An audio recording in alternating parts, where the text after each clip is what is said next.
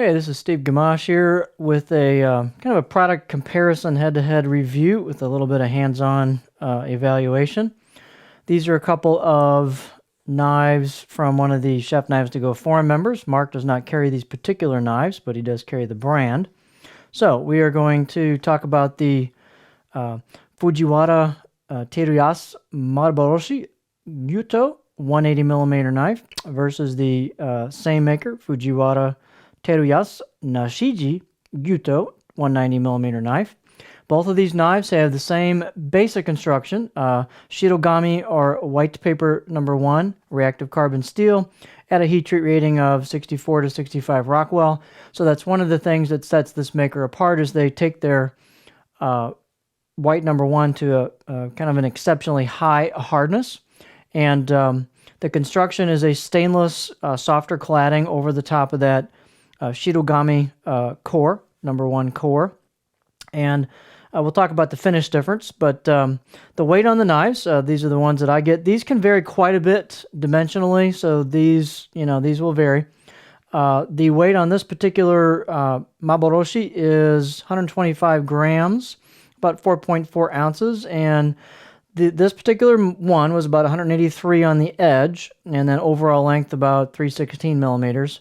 The spine thickness above the chin or back of the heel is about 3.9, and then it thins down off of that and does have a little bit of a distal taper, but doesn't really get skinny until you hit the grind of the knife up here on the tip. So I would not say the tip is exceptionally thin. The blade height is quite tall, almost a santoku type height at 49.6 millimeter. Contrast to that, the Nashiji version, and so this is a longer knife to start with, advertised. The weight on this was 6 ounces, and this has a custom handle made by the owner of the knife, and a really nice job that he did on that. That might add a little bit of weight to the handle over the standard Howood buffalo that you can get from the factory. So he ordered this handle, or I should say without a handle, and put his own on it, so that could affect the weight a little bit. The blade length on this was quite a bit above the 190, so it was about 203 millimeter on the edge, and then the overall length, again, the handle could be a little different, is about 354 millimeter. The spine thickness on this particular knife is about 3.6 millimeters above the chin of the knife, and then again, very similar taper to the Maboroshi, so it tapers down just a little bit and doesn't really get thin at the tip till the grind of the knife. So these do not have, again, exceptionally thin distal taper that's continuous. The blade height on this is pretty similar actually to the 180. It's 49.5 approximately on this one, and again, these dimensions can vary a fair amount based on the maker's track record.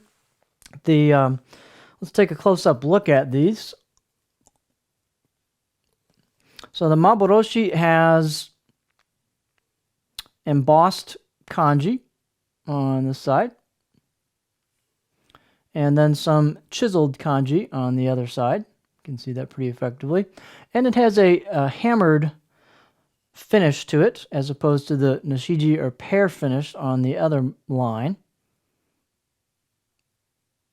And this particular also, you can have it with a kind of a finger hold cutout. So this particular one does have that, as you can see. And fit and finish on this, I actually liked a little bit better. The spine was finished much more nicely than the Nashiji version. And so it's got a little bit more refined feel to it. And balance point, we'll back off a little bit before we hit the balance point. Here is the Nashiji, the 190, and so it's got an embossed set of kanji on the right side of the blade, and that's the only mark on this particular one. So the Nashiji is a kind of a pear skin finish, and you can easily see, well, it's actually kind of faint, but you can see the core steel showing through right there, kind of a faint line, but it is there. So there it is. Both of these, out of the box edge was actually very, very sharp. The grind, especially on this Nashiji, is a little bit uneven on the edge. That could easily be remedied by putting your own edge on it, but it was very, very sharp out of the box.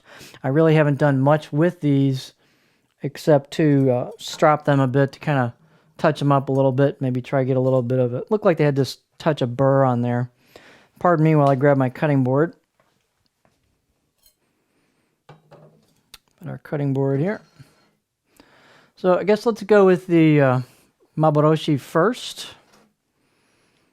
So it has, as you might guess, it's quite tall, but the profile doesn't have a lot of belly towards the tip.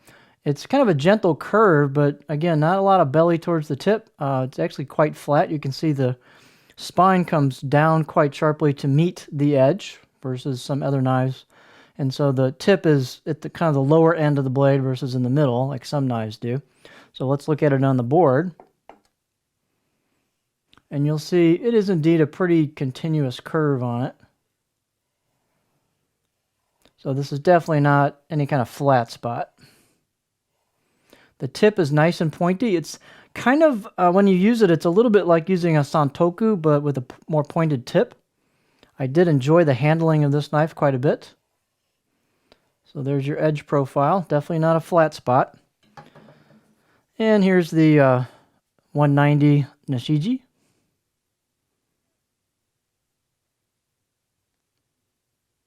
Again, this is overall pretty flat, generally speaking, but not a lot of true flat spot on it. You get a little bit at the heel, although there's a little bit of a kind of a bump in the profile right there, where that could be smoothed out just a little bit. A little bit of back belly to it. So not real flat, but you can see towards the tip, you don't have a ton of belly towards the tip. Although I can get pretty high before I start digging the tip in on this. So in a way, a little bit more gentle curved version of that, but you can kind of see this particular one's got a bit of a kind of a bump right there. It didn't really affect me on the board, but you could flatten this out a little bit if you kind of tweak that back side profile if you're skilled enough to do that or have somebody do that. So those are the profiles on the knives. In use, let's look at balance point. So on the Maboroshi, the balance point is just about right here. So for me, it was pretty darn close to a pinch grip. Real nimble, neutral feel. This user put his own handle on it, so I suspect the stock knife would probably have a little bit more forward balance, but he kind of tweaked the balance to his liking with the handle. So the balance on this is right there, which for me is a little bit behind my pinch grip. I like my wah-handled knives a little bit more weight forward than that, but this is this gentleman's preference, so this is how he set it up for how he likes it. The fit and finish on the Nashiji is not quite as nice on the spine. Let's zoom back in. Sorry, I forgot to do that before with comparing this one. So here's the spine on this, and it's a bit more rough. And if it were me, I'd probably start tweaking the spine a little bit with paper, but you can really see the 3-layer sandwich on this quite effectively with this knife.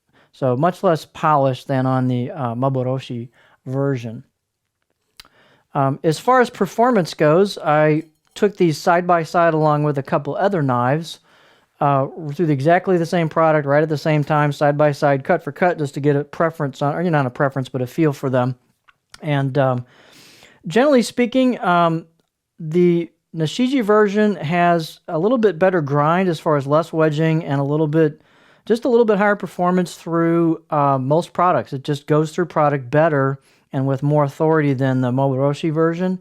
The grinds look quite similar, but when you actually get to hitting the product, this really went through product very, very nicely, especially the back half of the blade. The tip is not super skinny, but it went through product quite well, and probably just, again, a little bit better than the Maboroshi. I like the feel of the Maboroshi, and again, kind of almost Santoku-like feel, but the added mass of the Nashiji 190 just had more cutting power. It's the only way to put it. It just went through product much more easily and just, again, had more cutting power. I compared these quite a bit through onions, through carrots, lotus root, which is in my test for wedging, some potatoes, I think a few other things. Put them through quite a number of ingredients, and heads of cabbage, kind of check for wedging when you're having a quartering. And again, this Nashiji, I think, outperform the Maboroshi by a fair amount, and I'll say through a variety of ingredients. For comparison's sake, I did, at the same time, play with an Ito-Ryu white number 2 Nikiri, and also their 210 Gyuto. So I just for comparison's sake, I played with both of these knives at the same time. The Nikiri, actually, the Ito-Ryu Nikiri actually bested all of them. It's so thin behind the edge that it just doesn't like to wedge in anything. Having and quartering cabbage is ridiculously easy. Going through onions, almost anything. This thing just really goes through product quite well. I'd say second out of these 4 knives was probably the Nashiji, and it did great through everything. Carrots, soft products like onions.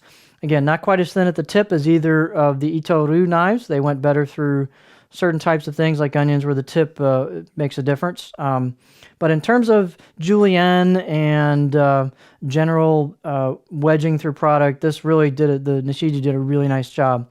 I'd say probably third would be this 210 Gyuto, and then first, of course, was the Nikiri, and then fourth was the Maboroshi. But it's a little bit different knife. It's lighter, it's smaller, so a little bit different knife. But if I had my choice between these two as far as performance goes, and that's all I was looking at, I would for sure probably pick up the Nashiji. And this one, as I said, is oversized at 203, so it's quite a bit longer. So it handles almost like a 210 Gyuto, like an undersized 210, which it really is.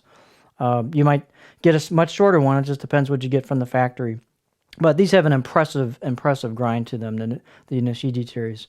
In terms of handling, I really like the way this feels. And if you like santokus and you want something with a more pointed tip, this could be a really nice option for you. I didn't really see much difference between product stick on either of these. They're both pretty similar in terms of what that looked like, and I'm kind of up in the air on this finger notch on here. It's not really big enough to get your full finger in there, so it doesn't bother me that much, but I don't love it. So I like a nice curve like this almost better, where you can just pop your finger in there and it just fits real nicely.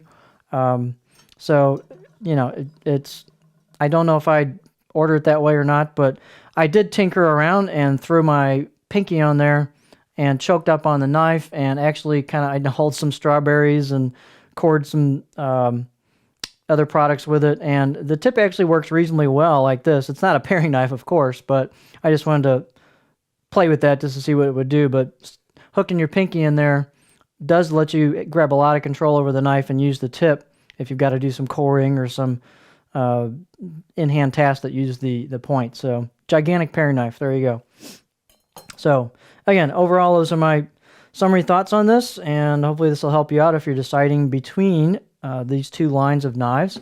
I haven't played with a Maboroshi that's longer. It could have a different feel to it. That's these particular knives and what I experienced with them. I'm not a professional, so these were at-home tests in a short amount of time. I do not comment on edge retention usually because I don't test that normally with what I do. But so there you have two really interesting, really nice knives. The Fujiwara Teruyasu Maboroshi Gyuto 180mm and the Fujiwara Teruyasu Nashiji Gyuto 190mm knife.